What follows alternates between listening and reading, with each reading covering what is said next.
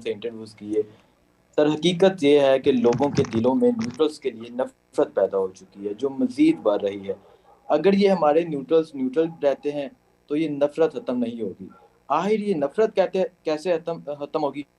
اور سر جو ہمارے نیوٹرل ہیں وہ کب ٹھیک ہوں گے؟ آپ جو ڈائری لے کر گئے تھے وہ کب واپس آئیں گے؟ اور سر یوتھ کو کیا پیغام دینا چاہیں گے کل کے الیکشن کے لیے؟ دیکھیے اس کا تو خیر میں ابھی پہلے جواب دے بیٹھا ہوں. دیکھیں ہمارا انٹرسٹ ہے ملک کا کہ ملک مضبوط ہوگا تو فوج مضبوط ہوگی, اور اگر ملک نیچے جائے گا تو فوج کیسے مضبوط ہوگی. اور سوویت یونین کی سب کے سامنے اگزامپل ہے. ہم نے یہ نیشنل سیکیورٹی پالیسی پہلی دفعہ پاکستان نے بنائی تھی ہمارے دور میں, اور اس نیشنل سیکیورٹی پالیسی میں ہم نے کیا کہا تھا؟ ہم نے کہا تھا کہ ایک تو فوج مضبوط ہونی چاہیے, اس کے ساتھ ساتھ آپ کی اکانومی معیشت بھی مضبوط ہونی چاہیے, کیونکہ اگر آپ کی معیشت نیچے چلی جاتی ہے تو سوویت یونین کی طرح ان کی فوج تو سب سے مضبوط تھی دنیا میں, 2 ٹاپ فوجیں تھیں, لیکن جب معیشت گئی تو ساتھ ہی ان کو ملک ٹوٹ گیا.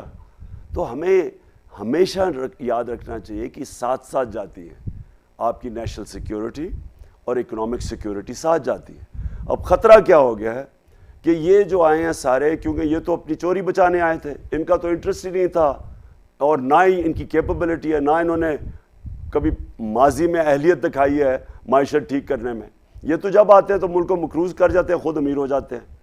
تو لہٰذا یہ جدھر آج ہم کھڑے ہیں اور جس طرف جا رہے ہیں, میں پھر سے ریپیٹ کرتا ہوں, یہ ہمارے لیے بڑی خطرناک چیز ہے کہ ہم چوتھے نمبر پہ دنیا پہ آ گئے ہیں جو ملک ڈیفالٹ کرنے جا رہا ہے. اور اگر ہم ڈیفالٹ کر جاتے ہیں تو مجھے بتائیں کہ پھر جن کے پاس ہم جائیں گے پیسے مانگنے کے لیے کہ جی ہمیں اب بیل آؤٹ کرو, وہ جو پیسے دیں گے وہ ایک ان کی سیئنگ ہے کہ دیر از نو فری لنچ. آپ کو ہر چیز کی قیمت آپ کو ادا کرنی پڑتی ہے. تو اگر ملک اس طرف چلا گیا اور جو قیمت ہے وہ جو قیمت ہمیں ادا کرنی پڑے گی, مجھے خوف ہے اس چیز کا, وہ ہماری نیشنل سیکیورٹی کے اوپر ہمیں قیمت ادا کرنی پڑے گی. لہٰذا اس لیے بڑا امپورٹنٹ ہے, میں ریپیٹ کرتا ہوں, یہ ایز اے پاکستانی میں کہہ رہا ہوں کہ جس دلدل میں ہم پھنستے جا رہے ہیں اس سے نکلنے کا صرف ایک طریقہ ہے کہ ملک میں صاف اور شفاف الیکشن کروائیں.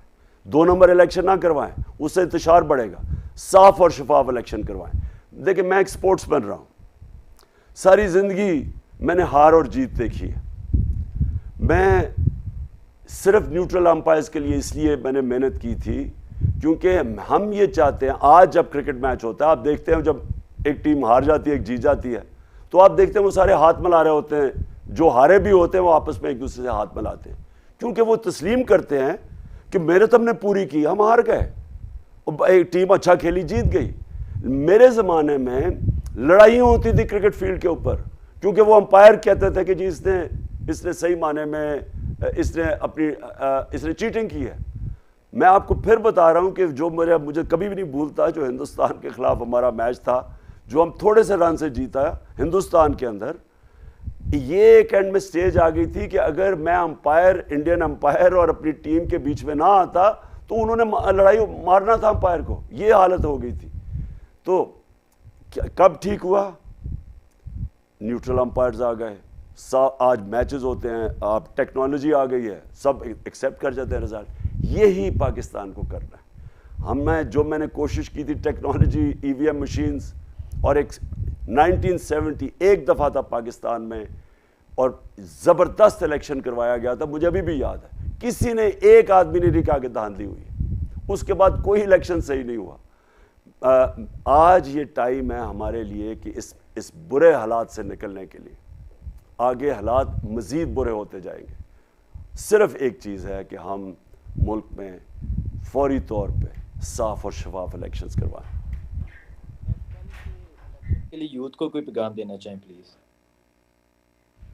میں اپنی یوتھ کو کل کے لیے خاص طور پہ پیغام دینا چاہتا ہوں کیونکہ میری یوتھ 60% پاکستان ہے اور فیوچر آپ کی ہے, اور آپ کے لیے کل کا الیکشن بہت امپورٹنٹ ہے کیونکہ ایک طرف سازش کے تحت گورنمنٹ آئی ہے کرمنلز کی, 60% کیبنٹ ضمانت پہ ہے.